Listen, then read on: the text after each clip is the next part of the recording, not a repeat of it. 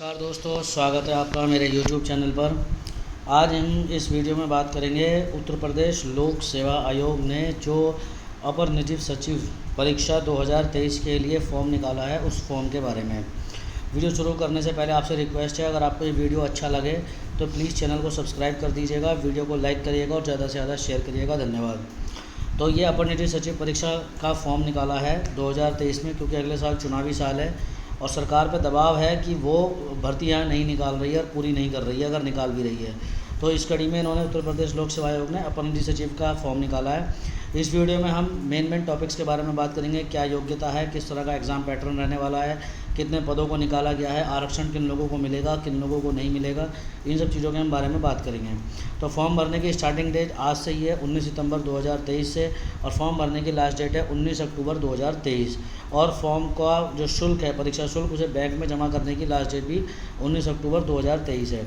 Form भरने से पहले आप लोग एक बात जान लीजिए कि आपको वन टाइम रजिस्ट्रेशन यूपीपीसीएस की वेबसाइट पर करना ज़रूरी है। अगर आपने यूपीपीएससी की वेबसाइट पर वन टाइम रजिस्ट्रेशन नहीं कर रखा है तो आप इस फॉर्म को नहीं भर सकते हैं। और अगर आप इस समय कर सकते हैं वन टाइम रजिस्ट्रेशन, तो उसके लिए सबसे ज़रूरी बात जो है वो ये है कि आपको 72 घंटे पहले वक्त करना होगा। मतलब फॉर्म भरने से 72 घंटे पहले ये रखा है, इसे पढ़ लीजिए आप, कि ऐसे अभ्यर्थी जिन्होंने OTR नंबर प्राप्त नहीं किया है वे ऑनलाइन आवेदन करने के 72 घंटे पूर्व आयोग की वेबसाइट से OTR नंबर प्राप्त कर लें। तो जब आप लोगों के पास OTR नंबर होगा, आप अपना वन टाइम रजिस्ट्रेशन कर लेंगे, उसके बाद ही आप आगे का फॉर्म फिल कर सकते हैं, वरना नहीं। इसलिए जिन लोगों ने वन टाइम रजिस्ट्रेशन नहीं करा हुआ है, इस वेबसाइट पर जाके पहले वो अपना वन टाइम रजिस्ट्रेशन कर लें। फ़ीस क्या रहने वाली है, फ़ीस देख लेते हैं। तो जो जनरल हैं, EWS हैं और OBC वाले कैंडिडेट हैं, उनके लिए 185 रुपये, SC ST के लिए 95 रुपीज़, और जो PH कैंडिडेट हैं उनके लिए 25 रुपीज़, और जो एक्स सर्विस मैन हैं उनको देने होंगे 95 रुपीज़, और जो फ्रीडम फाइटर हैं और महिला कुशल खिलाड़ी हैं उनको जो उनकी मूल श्रेणी है उसके अनुसार ही परीक्षा शुल्क का भुगतान करना होगा। अब आ जाते हैं कि पोस्ट कितनी है। पोस्ट 328 है टोटल। 328 पदों के लिए वैकेंसी निकाली गई है, और जो वेतन है वो बेसिक वेतन 47,600 से लेके 1,51,100 रुपये, मतलब मैट्रिक लेवल 8 लेवल 7 की जॉब है। ठीक है, तो इस बात का ध्यान रखिएगा। आगे सुन लेते हैं क्या है। आरक्षण किन लोगों को मिलेगा। तो जो SC ST OBC EWS PH और वुमेन कैटेगरी, मतलब जिस भी कैटेगरी को अगर आरक्षण चाहिए, आरक्षण का लाभ चाहिए, तो वो उत्तर प्रदेश का मूल निवासी होना चाहिए, उसके पास डोमिसाइल सर्टिफिकेट होना चाहिए, तभी आपको आरक्षण का लाभ मिल सकता है, वरना आपको आरक्षण का लाभ नहीं मिलेगा।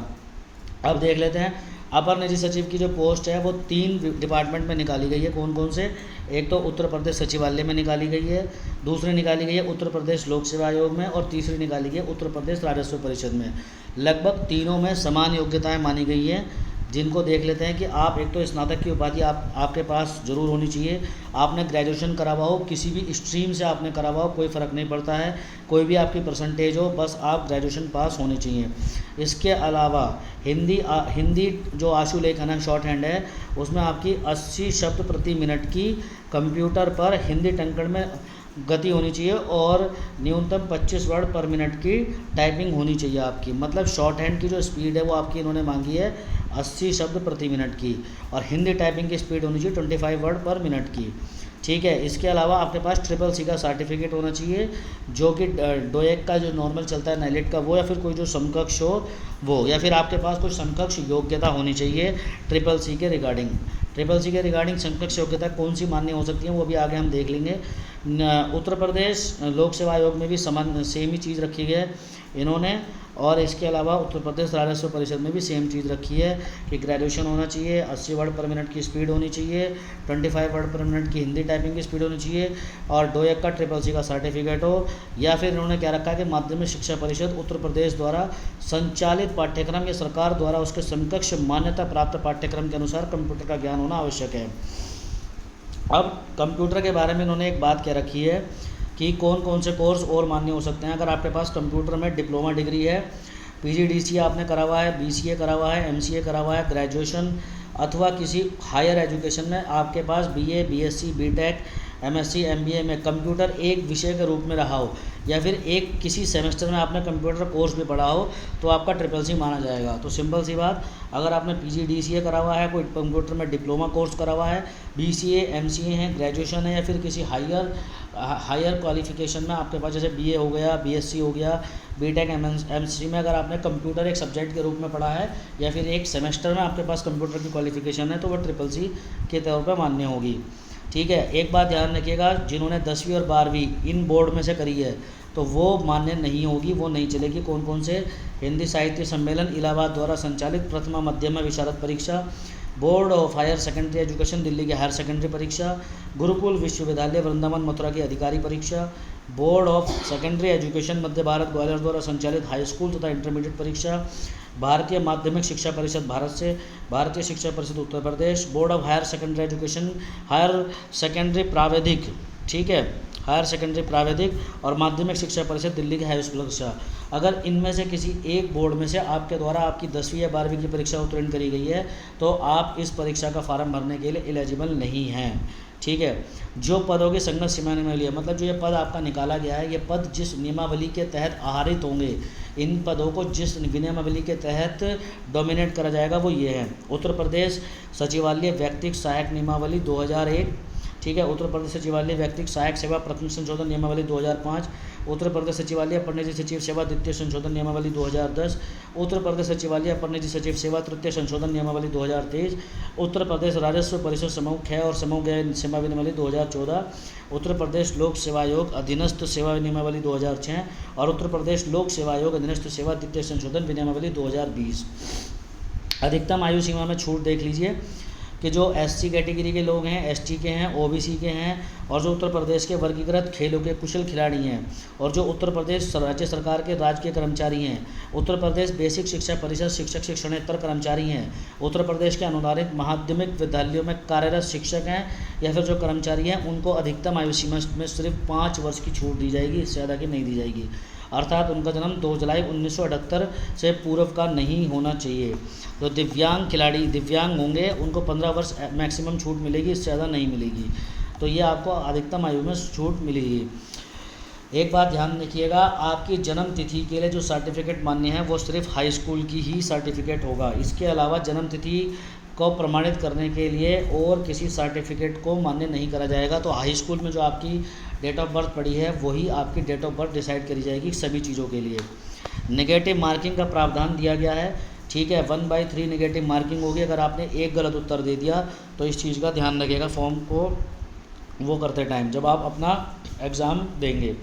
दूसरी बात इन्होंने ये कही है, जो आपका प्री एग्ज़ाम होगा, लिखित रिटर्न एग्ज़ाम होगा, उसमें जो SC कैटेगरी हैं और ST कैटेगरी हैं, इनको मिनिमम 35% नंबर लाने ही होंगे। अगर 35% से कम नंबर लाते हैं तो वो सेकंड पार्ट के लिए एलिजिबल नहीं होंगे। और जो जनरल OBC के कैंडिडेट हैं या EWS के कैंडिडेट हैं जितने भी, उनको मिनिमम 40% नंबर तो लाने ही होंगे। मतलब 150 नंबर का अगर पेपर है मान लीजिए, और उसमें से आपको कम से कम 15 चौके 60 मतलब 40% अंक लाने ही होंगे। किसको? जनरल OBC और EWS वाले कैंडिडेट्स को। आगे देख लीजिए परीक्षा योजना एवं पाठ्यक्रम में क्या है। 3 चरणों में आपकी ये परीक्षा होगी। जो आपकी फर्स्ट स्टेज होगी उसमें 150 नंबर का पेपर होगा और 3 घंटे का एग्ज़ाम होगा, जिसमें आपके फर्स्ट पार्ट में क्या आएगा, मतलब प्रथम चरण के फर्स्ट पार्ट में आपका सामान्य ज्ञान रहेगा, सामान्य हिंदी रहेगी, कंप्यूटर रहेगा। मतलब आपसे सामान्य ज्ञान, सामान्य हिंदी और कंप्यूटर के प्रश्न पूछे जाएंगे, जिनमें सामान्य ज्ञान के 50 अंक होंगे, मतलब GS के 50 नंबर के क्वेश्चन होंगे। दूसरी बात सुन लीजिए, जो सामान्य हिंदी के होंगे वो भी 50 अंक होंगे और कंप्यूटर के भी 50 अंक होंगे। तो कुल 150 अंकों का आपका प्री एग्ज़ाम होगा। 50 नंबर की GS आएगी, 50 नंबर की हिंदी आएगी, 50 नंबर की कंप्यूटर आएगी। जो प्री एग्ज़ाम पास कर लेंगे तो 15 गुना कैंडिडेट्स लिए जाएंगे। किसके लिए? सेकंड स्टेज के एग्ज़ाम के लिए। जो टोटल वैकेंसी है उसका 15 गुना बच्चे लिए जाएंगे सेकंड स्टेज के लिए। सेकंड स्टेज में आपका क्या होगा? सेकंड स्टेज में आपकी होगी स्टेनो टेस्ट और आपका कंप्यूटर का टाइपिंग टेस्ट। तो स्टेनो टेस्ट कितने नंबर का होगा? स्टेनो टेस्ट देख लीजिए, स्टेनो टेस्ट 100 नंबर का आपका रहेगा, जिसमें कि आपका 1.5 घंटे का आपको समय दिया जाएगा, जिसमें कि जो स्टेनो की हिंदी टाइपिंग है वो 75 अंक की, और जो कंप्यूटर में आप उसको टाइप करेंगे, किसमें? कंप्यूटर में, उसके आपके 25 अंक रहेंगे। अगर आप उपयुक्त दोनों चरणों की परीक्षा में न्यूनतम मानकों पर जो अभ्यर्थी सफल होंगे वही जो पास होंगे, अब उन्हें थर्ड स्टेज के एग्ज़ाम के लिए लेके जाया जाएगा। थर्ड स्टेज का एग्ज़ाम क्या है? यहाँ पर आपको कंप्यूटर का प्रैक्टिकल एक प्रश्न पत्र दिया जाएगा जो कि 50 अंकों का होगा और 1 घंटे का होगा, ये भी ठीक है, और 50 अंकों का होगा। तो ये जब तीनों स्टेज हो जाएंगी तो इनके तीनों स्टेज के मार्क्स जोड़ लिए जाएंगे और फिर इस पर मेरिट लिस्ट बनेगी और मेरिट लिस्ट के आधार पर आप लोगों का सिलेक्शन होगा। ठीक है जी। अब आगे देख लेते हैं कि इसका सिलेबस क्या रहेगा। जो आपका प्री एग्ज़ाम है, प्री एग्ज़ाम में आप लोगों को जीएस देखने के लिए मिलेगी। जीएस में क्या क्या आएगा? आपका शब्द संक्षेप आएंगे, प्रसिद्ध पुस्तकें एवं लेखकें आएंगी, पुस्तकों के बारे में पूछा जाएगा प्रसिद्ध और उनके लेखकों के बारे में। इतिहास के बारे में पूछा जाएगा जिसमें प्राचीन इतिहास, मध्यकालीन और आधुनिक भारत का इतिहास रहेगा, एनिशियंट, मिडीवियल और मॉडर्न हिस्ट्री रहेगी। इसके अलावा आपसे विज्ञान से संबंधित क्वेश्चन होंगे, ज्योग्राफी से संबंधित क्वेश्चन होंगे जिसमें यूपी और इंडिया ओरिएंटेड वो क्वेश्चन होंगे। इंडियन कॉन्स्टिट्यूशन के बारे में होगा, स्पोर्ट्स इंडस्ट्री के बारे में होगा, महत्वपूर्ण नगर स्मारक एवं इमारतें जो कि सिर्फ भारत और उत्तर प्रदेश के संदर्भ में होगी, विश्व के संदर्भ में नहीं होंगी।